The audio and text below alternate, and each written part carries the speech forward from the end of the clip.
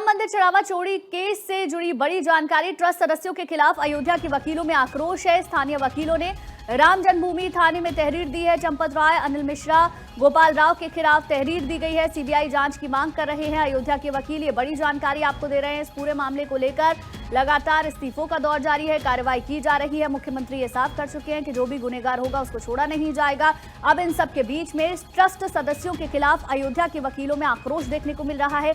स्थानीय वकीलों ने राम जन्मभूमि थाने में तहरीर दी है। चंपत राय, अनिल मिश्रा, गोपाल राव के खिलाफ तहरीर दी गई है। सीबीआई जांच की भी मांग पूरे मामले को लेकर की जा रही है। वकीलों की ओर से ये मांग की जा रही है। तो दस्तावेजों में गहने चोरी के भी सबूत मिले हैं। जो एसआईटी की रिपोर्ट सबमिट की गई उसमें कई खुलासे हुए हैं। साथ ही साथ आपको बताएं कई आरोपी हैं जो सीधे तौर पर सामने आए हैं। पूछताछ उनसे लगातार की जा रही है।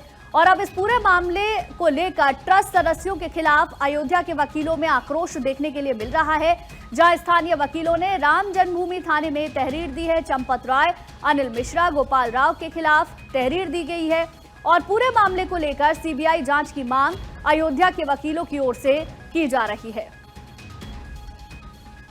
तो ये पूरा मामला लगातार गर्माता जा रहा है। इस पूरे मामले को लेकर शिकायतें अलग अलग दर्ज हुई हैं। चढ़ावा चोरी केस में चंपत राय के खिलाफ शिकायत दर्ज हुई है। अनिल, गोपाल के खिलाफ भी एफआईआर दर्ज की मांग की जा रही है। और अब इस पूरे मामले को लेकर अयोध्या के जो वकील हैं उनका आक्रोश देखने को मिल रहा है। और पूरे मामले में सीबीआई जांच की मांग उनकी ओर से की जा रही है।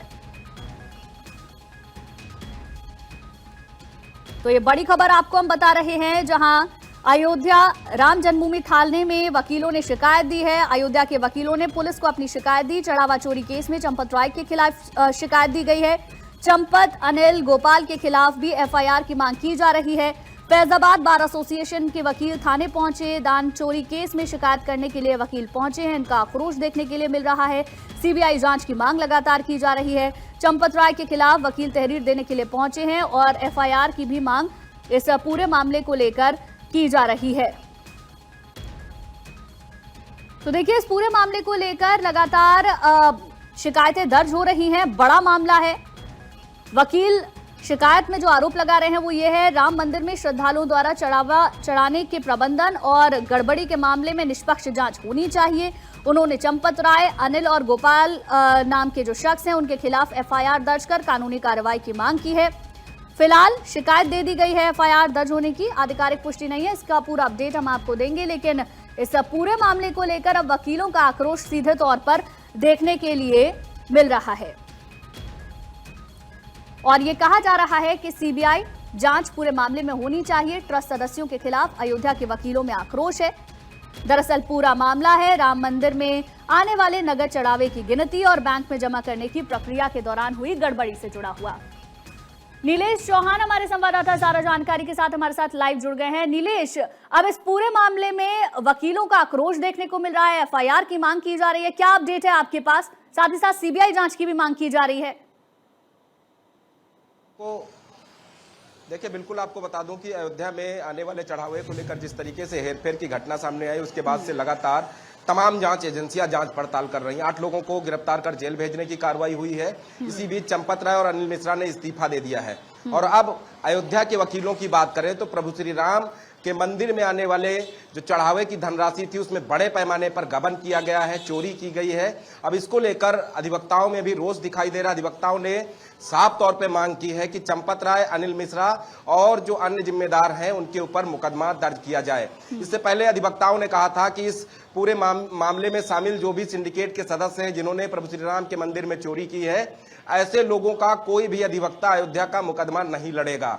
उसके अलावा अगर कोई अधिवक्ता उनका मुकदमा लड़ने के लिए तैयार होता है तो उस अधिवक्ता को सबसे पहले कमेटी में 5 लाख रुपए जमा कराने होंगे और वो 5 लाख रुपए कमेटी तय करेगी कि किस तरीके से अधिवक्ता मुकदमा लड़ेगा। उसके अलावा अभी की अगर हम बात करें तो अभी इस पूरे मामले में एसआईटी को 15 दिन का समय और दे दिया गया है। अब एसआईटी और गंभीरता के साथ बड़े पैमाने पर जो है जांच पड़ताल करेगी। जो गिरफ्तार लोग हैं उनके परिवार के सदस्यों के साथ साथ रिश्तेदारों से भी पूछताछ होगी। और अभी तक अगर हम बात करें तो 200 से ज्यादा लोगों के बयान एसआईटी और स्थानीय पुलिस ने दर्ज किए हैं। उसके अलावा जिस तरीके से अधिवक्ताओं ने अब अपनी नाराजगी जताई है और तहरीर देने की बात अधिवक्ताओं की तरफ से की जा रही है कि चंपत राय और अनिल मिश्रा पर भी मुकदमा दर्ज किया जाए, क्योंकि ये वो लोग थे जिनके ऊपर जिम्मेदारी थी कि ये मंदिर प्रबंधन की निगरानी करेंगे और जो मंदिर में चढ़ावे की धनराशि है उसको सुरक्षित ठीक है नीलेश, लौटूंगी आपके पास, बातचीत को आगे बढ़ाएंगे। एक बयान आया है वो जरा सुनवा देते हैं, उसके बाद बात करते हैं। एफआईआर में किन-किन लोगों का नाम मेंशन्ड है? एफआईआर में किन-किन लोगों का नाम मेंशन्ड है? 4 लोगों का है। जी 3 लोग पहले से हैं, हाँ, एक जो कंप्लेनेंट रहे हैं उनके उस मुकदमे के ठीक है। कॉन्स्पिरेसी के तहत किया गया है, इसलिए और माल भी वहीं से बरामद हुआ है, इसलिए हमारे मुकदमे में वो भी मुल्जिम है। हाँ।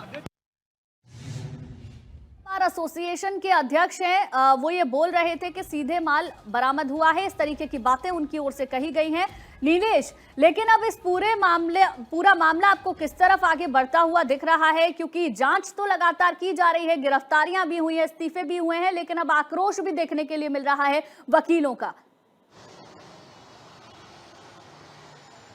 देखिए बिल्कुल, अगर हम पुलिस की बात करें तो पुलिस रिमांड की अर्जी कोर्ट में दाखिल कर चुकी है। जल्द ही 8 आरोपियों की रिमांड पुलिस को अगर मिलती है तो जाहिर सी बात है कि 8 आरोपियों से गहनता से पूछताछ होगी।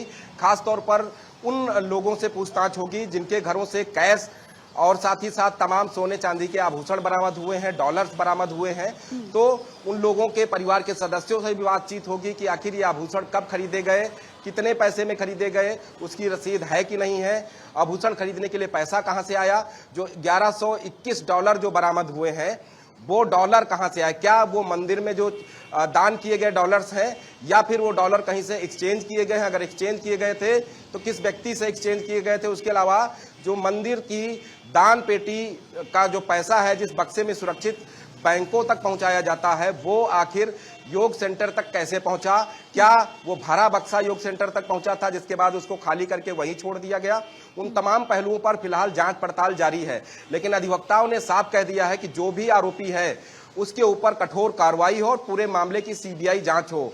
हालांकि इस पूरे मामले में 6 तारीख को तस्वीरें और साफ होंगी। 6 जुलाई को जब अयोध्या में ट्रस्ट की अहम बैठक होगी, उस ट्रस्ट की अहम बैठक में ट्रस्ट के सभी सदस्य लगभग मौजूद रहेंगे। विश्व हिंदू परिषद के कई जो बड़े नेता हैं वो इस पूरे बैठक पर नजर रखेंगे। आरएसएस की बात करें तो आरएसएस भी पूरे मामले को गंभीरता से ले रहा है, क्योंकि 500 वर्षों के लंबे लड़ाई के बाद प्रभु श्री राम का भव्य मंदिर बनकर तैयार हुआ और ऐसे में लोगों ने उस मंदिर से चोरी कर डाली। चोरी की रकम इतनी बड़ी है कि लोगों ने 12,000 15,000 की नौकरी करके अपनी आलीशान कोठियां करोड़ों रुपए की तैयार कर ली, अपने परिवार के लोगों के लिए लग्जरी गाड़ियां खरीद ली, आभूषण खरीद लिए। आखिर ये 12 से 15,000 रुपए की नौकरी करने वाला व्यक्ति कैसे इतना बड़ा जो है आर्थिक स्थिति से मजबूत हो सकता है और इतनी बड़ी खरीदारी कर सकता है, संपत्तियां बना सकता है। उन तमाम पहलुओं पर जांच जारी है।